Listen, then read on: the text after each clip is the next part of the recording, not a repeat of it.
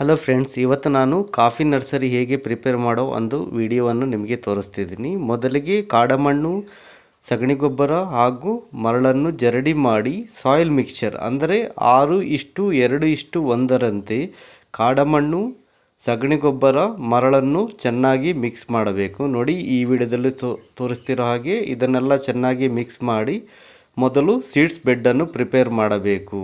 ಹಾಗೆಯೇ ನರ್ಸರಿಗೆ ನಾವು ಶೇಡನ್ನು ಕವರ್ ಮಾಡಬೇಕಾಗುತ್ತೆ. ಹಾಗಾಗಿ ನಾವು ಮೇಲೆ ಒಂದು ಚಪ್ಪರವನ್ನು ಹಾಕಿ, ಶೇಡ್ ನೆಟ್ಟನ್ನು ಹಾಕಿ ಅದಕ್ಕೆ ನೆರಳಿನ ವ್ಯವಸ್ಥೆಯನ್ನು ಮಾಡಬೇಕು. ಈ ರೀತಿಯ ನೆರಳಿನ ವ್ಯವಸ್ಥೆಯನ್ನು ನೀವು ಪ್ರೈಮರಿ ಶೇಡ್ ಬೆಡ್ ಹಾಗೂ ಬಾಸ್ಕೆಟ್ ಶೇಡ್ ಬೆಡ್ ಎರಡಕ್ಕೂ ಕೂಡ ಈ ರೀತಿ ಮಾಡಬೇಕು. ಈ ರೀತಿಯ ಶೇಡ್ ನೀವು ಮಳೆ ಸೆಟ್ ಆಗೋ ತನಕ ಮೇಂಟೈನ್ ಮಾಡಬೇಕಾಗುತ್ತೆ. ನೋಡಿ, ಇಲ್ಲಿ ನಾವು ಪ್ರೈಮರಿ ಸೀಡ್ಸ್ ಬೆಡ್ಡನ್ನು ಪ್ರಿಪೇರ್ ಮಾಡಿದ್ದೀವಿ. ಸಾಧಾರಣವಾಗಿ ಈ ರೀತಿಯ ಸೀಡ್ಸ್ ಬೆಡ್ 3-4 ಇಂಚು ಹೈಟ್ ಇರಬೇಕು. ಇದರಲ್ಲಿ ನಾವು ಮೊದಲಿಗೆ ತೋರಿಸಿದ ಹಾಗೆ ಎಲ್ಲ ಮಿಕ್ಸ್ಚರ್ ಇರುತ್ತದೆ. ಅಂದರೆ ಕಾಡಮಣ್ಣು, ಸಗಣಿ ಗೊಬ್ಬರ ಹಾಗೂ ಮರಳು, ಈ ರೀತಿ ಎಲ್ಲ ಮಿಕ್ಸ್ಚರ್ ಇದರಲ್ಲಿರುತ್ತೆ. ಹಾಗೆಯೇ ನೋಡಿ, 1 ಇಂಚ್ ಗ್ಯಾಪಲ್ಲಿ ಈ ರೀತಿಯ ಒಂದು ಲೈನನ್ನು ಸೀಡ್ಸ್ ಬೆಡ್ಡಲ್ಲಿ ನಾವು ಹಾಕಬೇಕಾಗುತ್ತೆ. ನೋಡಿ, ಈ ವಿಡಿಯೋದಲ್ಲಿ ನಿಮಗೆ ತೋರಿಸ್ತಿರೋ ಹಾಗೆ ಪ್ರತಿ 1 ಇಂಚಿಗೆ ಈ ರೀತಿಯ ಒಂದು ಲೈನನ್ನು ಡ್ರಾ ಮಾಡಬೇಕಾಗುತ್ತೆ. ನೋಡಿ, ಈ ವಿಡಿಯೋದಲ್ಲಿ ನಾವು ತೋರಿಸ್ತಿದ್ವಲ್ಲ, ಈ ರೀತಿಯ 1 ಇಂಚ್ ಲೈನ್ ಹಾಕಬೇಕಾಗುತ್ತೆ. ಲೈನನ್ನು ಡ್ರಾ ಮಾಡಿದ ಮೇಲೆ ಬಾಟಲ್ ಒಳಗೆ ಸೀಡ್ಸನ್ನು ಹಾಕಿ ಈ ರೀತಿ ವಿಡಿಯೋದಲ್ಲಿ ತೋರಿಸ್ತಿರೋ ರೀತಿ ಲೈನಾಗಿ ಸ್ಪ್ರೆಡ್ ಮಾಡ್ತಾ ಹೋಗಬೇಕು. ನೋಡಿ, ಇಲ್ಲಿ ಕುಮಾರ್ ಅವರು ಬಾಟಲ್ ಒಳಗೆ ಹಾಕಿದ್ದ ಸೀಡ್ಸನ್ನು ಹೇಗೆ ಸ್ಪ್ರೆಡ್ ಮಾಡ್ತಿದ್ದಾರೆ ಅಂತೇಳಿ. ಇದು ಒಂದು ಆಪ್ಷನ್, ಯಾಕೆಂದರೆ ಇದರಲ್ಲಿ ಸ್ವಲ್ಪ ಲೇಬರ್ ಕಾಸ್ಟ್ ಕಡಿಮೆ ಆಗುತ್ತೆ. ನೀವು ಬಾಟಲ್ ಒಳಗೆ ಸೀಡ್ಸ್ ಹಾಕಿ ಈ ರೀತಿ ಲೈನಾಗಿ ಡ್ರಾ ಮಾಡ್ತಾ ಹೋದರೆ ಸ್ಪ್ರೆಡ್ ಮಾಡ್ಕೊಂಡು ಹೋಗೋದು ತುಂಬ ಈಸಿ ಆಗುತ್ತೆ.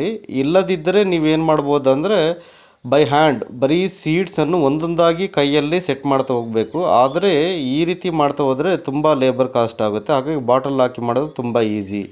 ಈ ರೀತಿ ಸೀಡ್ಸನ್ನು ಸೋ ಮಾಡಿದ ಮೇಲೆ ಅದರ ಮೇಲೆ ತೆಳುವಾಗಿ ಮಣ್ಣನ್ನು ಹಾಕಬೇಕಾಗುತ್ತೆ. ನೋಡಿ, ಈ ವಿಡಿಯೋದಲ್ಲಿ ನಿಮಗೆ ತೋರಿಸ್ತಿರೋ ಹಾಗೆ ನೀವು ಮಣ್ಣನ್ನು ತುಂಬ ತೆಳುವಾಗಿ ಹಾಕಬೇಕಾಗುತ್ತೆ. ನೋಡಿ, ಈಗ ನಾವು ತೆಳುವಾಗಿ ಮಣ್ಣನ್ನು ಹಾಕ್ತಿದ್ವಿ.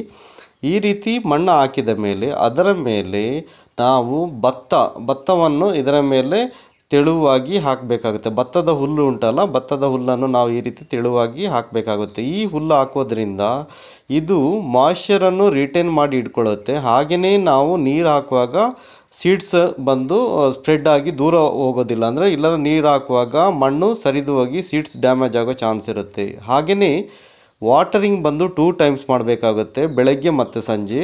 ಮತ್ತು ಮಾಯ್ಶ್ಚರ್ ಲೆವೆಲ್ ನೋಡಿಕೊಂಡು ಕೆಲವೊಂದು ಸರಿ 1 ಸಲ ಮಾಡಿದರೂ ಸಾಕಾಗುತ್ತದೆ. ಯಾಕೆಂದರೆ ಜಾಸ್ತಿ ನೀರು ಹಾಕಿದರೆ ಸೀಡ್ಸ್ ಹಾಳಾಗಿ ಹೋಗುತ್ತೆ. ಹಾಗೆಯೇ 46ನೇ ದಿನಕ್ಕೆ ಗಿಡ ಮೊಳಕೆ ಬರುತ್ತೆ. ಹಾಗೆ ಈ ಮೊಳಕೆಯನ್ನು ಇಲಿಗಳು ಡ್ಯಾಮೇಜ್ ಮಾಡೋದ್ರಿಂದ ನೋಡಿ, ಸುತ್ತಲೂ ನಾನು ಕಾರ್ಬೋಫ್ಯೂರಾನ್ ಹಾಕಿದ್ದೀನಿ. ಈ ರೀತಿ ಕಾರ್ಬೋಫ್ಯೂರಾನ್ ಹಾಕಿ ಸುತ್ತಲೂ ಇಲಿ ಡ್ಯಾಮೇಜ್ ಮಾಡೋದನ್ನು ನಾವು ಅವಾಯ್ಡ್ ಮಾಡಬಹುದು. ಇಲ್ಲದಿದ್ದರೆ ಏನಾಗುತ್ತೆ, ಈ ಕಾಫಿ ಮೊಳಕೆಯನ್ನು ಇಲಿಗಳು ತಿಂದು ಡ್ಯಾಮೇಜ್ ಮಾಡುತ್ತೆ. ಆದ್ದರಿಂದ ಸುತ್ತಲೂ ಕಾರ್ಬೋಫ್ಯೂರಾನ್ ಹಾಕಿ ನಾವು ಈ ಡ್ಯಾಮೇಜನ್ನು ಅವಾಯ್ಡ್ ಮಾಡಬಹುದು. ಮೊಳಕೆ ಹಾಕಿ 46ನೇ ದಿನಕ್ಕೆ ನಿಮ್ಮ ಗಿಡವು ಟೋಪಿ ಸ್ಟೇಜಿಗೆ ಬರುತ್ತೆ. ಆ ಟೈಮಲ್ಲಿ ನೀವು ಟ್ರಾನ್ಸ್ಪ್ಲಾಂಟ್ ಮಾಡಬಹುದು ಅಥವಾ 2 ಎಲೆ ಬಂದ ಕೂಡಲೇ ಟ್ರಾನ್ಸ್ಪ್ಲಾಂಟ್ ಮಾಡಬಹುದು. ಇವಾಗ ನೋಡಿ, ನಾನು ಸೀಡ್ಸ್ ಬೆಡ್ಡಿಂದ ಗಿಡವನ್ನು ತೆಗೆದು ನಿಮಗೆ ತೋರಿಸ್ತಿದ್ದೀನಿ. ನೋಡಿ, ಯಾವುದೇ ರೀತಿಯ ಡ್ಯಾಮೇಜ್ ಆಗದಂತೆ ನಿಧಾನವಾಗಿ ಮೊಳಕೆಯನ್ನು ತೆಗೆಯಬೇಕು. ಈ ರೀತಿಯ ಮೊಳಕೆಯನ್ನು ತೆಗೆದ ನಂತರ ಆ ಮೊಳಕೆಯ ಬೇರುಗಳನ್ನು ನಾವು ಸಗಣಿ ನೀರಲ್ಲಿ ಮುಳುಗಿಸಬೇಕು. ಯಾಕೆ ಅಂದರೆ ಸಗಣಿ ನೀರು ಬಂದು ಹಾರ್ಮೋನ್ ರೀತಿ ಕೆಲಸ ಮಾಡುತ್ತದೆ. ಇದು ರೂಟ್ ಹಾರ್ಮೋನ್ ರೀತಿ ಕೆಲಸ ಮಾಡೋದರಿಂದ ಬೇರುಗಳು ತುಂಬ ಬೇಗ ಬೆಳೆಯುತ್ತದೆ. ನೋಡಿ, ಇವಾಗ ಮೋಹನ್ ಅವರು ಮೊಳಕೆಯನ್ನು ಸಗಣಿ ನೀರಿನಲ್ಲಿ ಮುಳುಗಿಸುತ್ತಾರೆ. ನೋಡಿ, ಈ ವಿಡಿಯೋದಲ್ಲಿ ತೋರಿಸಿದಾಗೆ ಬರೀ ಬೇರುಗಳನ್ನು ಮಾತ್ರ ನಾವು ಮುಳುಗಿಸಿದರೆ ಸಾಕು. ಬೇರುಗಳನ್ನು ಮುಳುಗಿಸಿದ ನಂತರ ಉದ್ದ ಬೆಳೆದಿರುವ ತಾಯಿ ಬೇರನ್ನು ಕಟ್ ಮಾಡಬೇಕು.